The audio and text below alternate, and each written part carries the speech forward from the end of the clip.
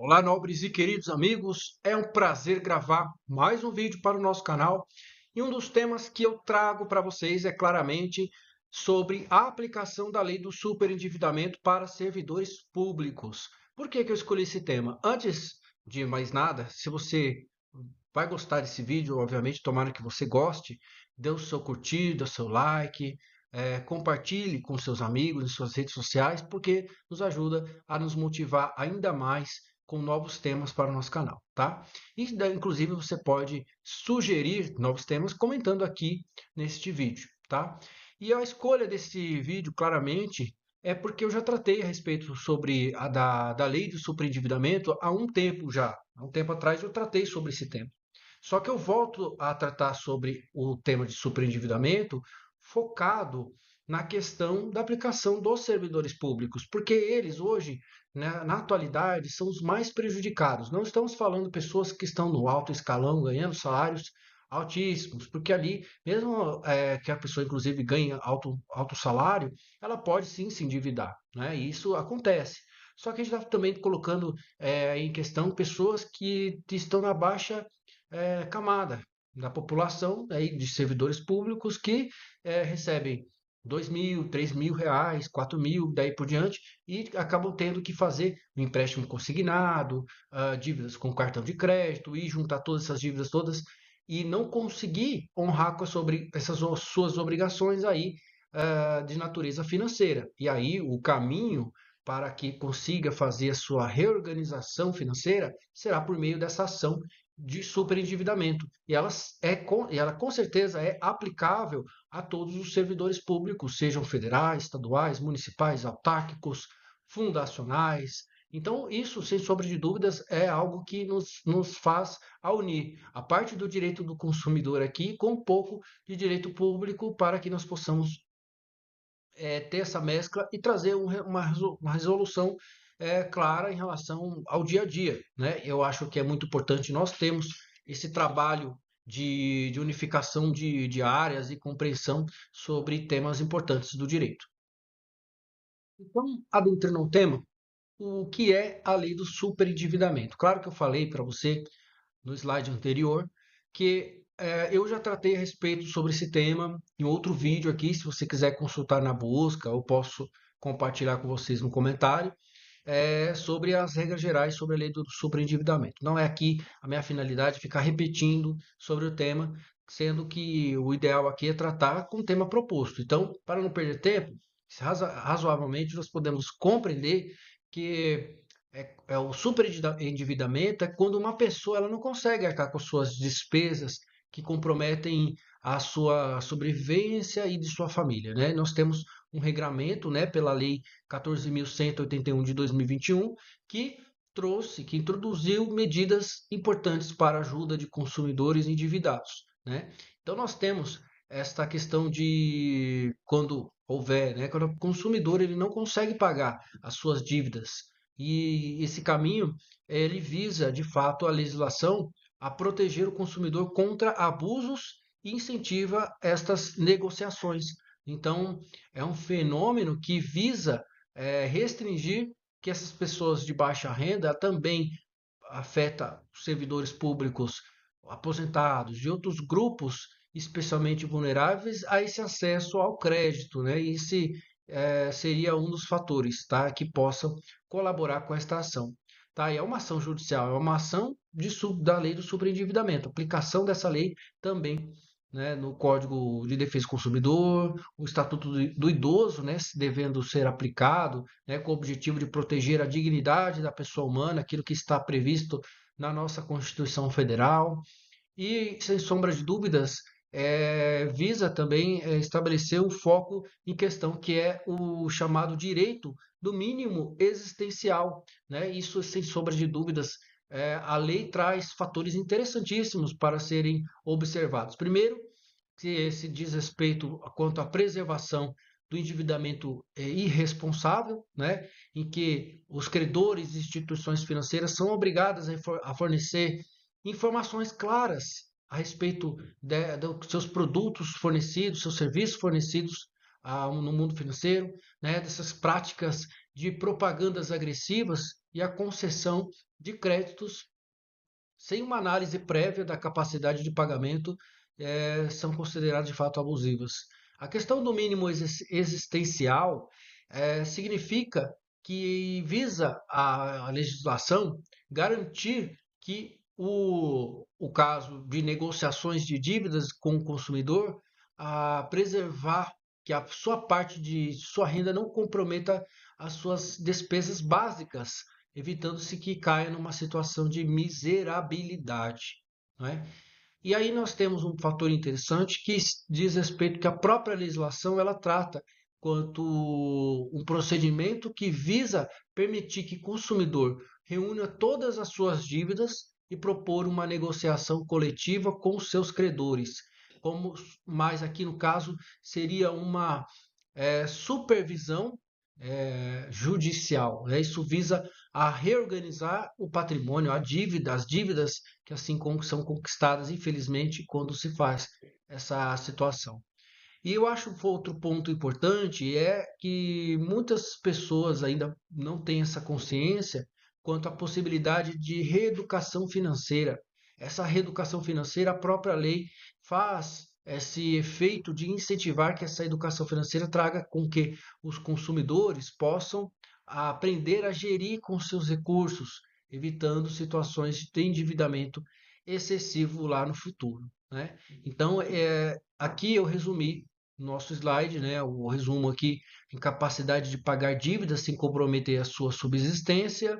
Existe a regulação pela própria Lei 14.181 de 2021 e visa proteger consumidores contra abusos e incentiva as suas renegociações, tá? O que afeta os servidores públicos na prática, tá? Devido à estabilidade de renda e segurança de seus vínculos de emprego, né, o servidor público possui essa segurança no vínculo de emprego, e isso, sem sombra de dúvidas, facilita a linha de crédito.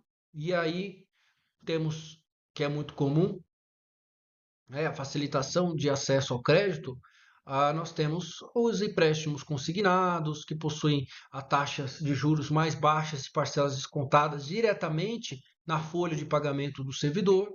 Embora isso pareça vantajoso à primeira vista, isso pode levar a uma armadilha financeira quando utilizado de forma excessiva ou sem o devido planejamento, né? Então, esse acesso facilitado ao crédito, isso pode ser previsível aos servidores públicos com que as instituições financeiras apresentem algo mais propensos a oferecer esse crédito para essas pessoas sem uma análise criteriosa, não é? Isso exige um problema aí na prática, né? E esse é o outro ponto importante que eu deixo destacar aqui no vídeo, é que o excesso em empréstimos consignados ele vai de fato comprometer grande parte da renda. Então nós temos esse comprometimento. E existe de fato uma ação judicial que faz essa limitação. Não estamos a tratar especialmente neste vídeo, mas é uma ação que ele vai fazer a limitação do empréstimo consignado, né? Porque a justiça tem considerado a média de restrição do consignado para proteger a margem, né, consignável, seria em torno de 30 a 35% do valor que ela recebe. Então, muitos servidores públicos acabam comprometendo a renda, né, acima do patamar que eu mencionei, nos 30 a 35%, e isso acaba sendo uma dependência do financiamento ou mesmo este risco que, sem sombra de dúvidas, pode trazer uma rigorosa e difícil missão de reequilibrar as contas. Então seria por isso que nós estamos a tratar, que se trata de um crédito e que você tem que ter esse limite, né? Porém, aqui outro ponto, fator importante que eu até menciono aqui no nosso slide, que é a alta taxa de juros e a falta de planejamento financeiro. Eles podem, de fato, agravar com o problema do servidor público e servidora pública do nosso país. Porque existe os cartões de créditos, não só em empréstimos pessoais, as dívidas, os financiamentos, cartões de crédito, eles têm a taxa de juros significativamente mais altas em combinação de diferentes linhas de crédito.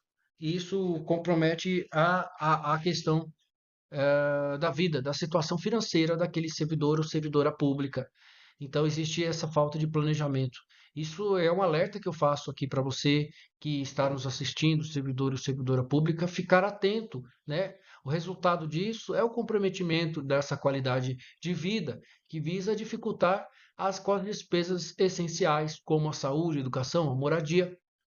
Isso, sem sombra de dúvidas, agrava em contextos de crises econômicas com atrasos salariais. Isso também é algo que é muito menos comum no caso do setor público, mas possa, de fato, acontecer em algumas esferas governamentais, principalmente prefeituras pequenas que têm muito isso, né? Então, tem que estar muito atento na questão da afetação, no caso de servidores públicos. Então, resumidamente, nesse slide, nós estamos já no meio da nossa explicação. É a renda estável, facilita o acesso, isso é positivo, ok? Mas esses excessivos empréstimos consignados ou mesmo dívidas, isso pode ocasionar um efeito cascata em relação às dívidas, comprometendo a dívida do servidor público. E também a alta de juros e a falta de planejamento excessivo agravam o problema, empurrando o servidor público para mais dívidas ainda. Tá? Aplicação da lei do superendividamento. Agora chegamos no momento crucial do nosso vídeo, que eu falo quanto a essa possibilidade. Então, qual o caminho? A lei do superendividamento, ela oferece soluções de negociação de dívidas coletivas, a negociação de dívidas coletivas. Então, ele cria um plano de pagamento para a proteção contra práticas abusivas, garantindo de fato o mínimo, o direito a esse mínimo existencial, como tanto falei aqui no nosso vídeo. A proibição de práticas abusivas, né? Isso sem sombra de dúvidas, isso ajuda e muito, porque a pessoa tem uma grande diferença numa negociação de uma dívida diretamente com o banco e a diferença de você ingressar com uma ação, porque vai ter um controle do próprio judiciário para poder evitar esses abusos, né? Isso, sem sombra de dúvidas, é muito importante. Situações ah, que devem ser feitas, o que você deve buscar. Primeiro, consultar um advogado, obviamente, né? Mas, sobretudo, você deve buscar apoio de órgãos como consumidor.gov, né? Você vai acessar a página lá e tentar negociar. Estou tentando fazer uma negociação, explicar o problema, né? Documentar isso. No consumidor.gov, temos aí o Procon para nos ajudar. Isso, sem sombra de dúvidas, ele vai auxiliar. Depois, lá na frente, você deve buscar a organização de suas finanças pessoais, façam cursos, né? Busquem cursos gratuitos sobre finanças pessoais. Isso, sem sombra de dúvidas, vai te ajudar e muito na sua vida financeira, né? E aí, a parte de revisão de contratos, empréstimos e juros abusivos. Isso aqui são ações judiciais que vão proteger o reequilíbrio de organização financeira, né? E a lei de superendividamentos é um dos caminhos que faz essa revisão desses contratos, né? Estendendo os prazos para pagamento, né? Bom, esperamos aqui, já vou fazer meu encerramento, esperamos que você tenha gostado desse conteúdo, que tenha sido esclarecedor, né? E o objetivo aqui maior é compartilhar o conhecimento, né? Que sem sombra de dúvidas é este o meu intuito de eu tratar sobre temas do nosso canal no YouTube, né? E eu peço aqui para vocês que, por fim, se inscrevam aqui no nosso canal, compartilhe também o nosso vídeo para mais conteúdo, busque seus direitos. E aqui uma dica que eu sempre gosto, sempre positiva, né? Busque seus direitos e reequilibre as suas finanças, né? Tente ver o que você está acertando, o que você está errando financeiramente. Ainda que eu seja advogado, eu queira que a pessoa entre com ações judiciais, né? Porque é o nosso serviço, mas também a lei do superendividamento, ela vem também para proteger o seu patrimônio no futuro. Pense nisso, tá certo? Eu vejo vocês nos próximos vídeos e um forte abraço.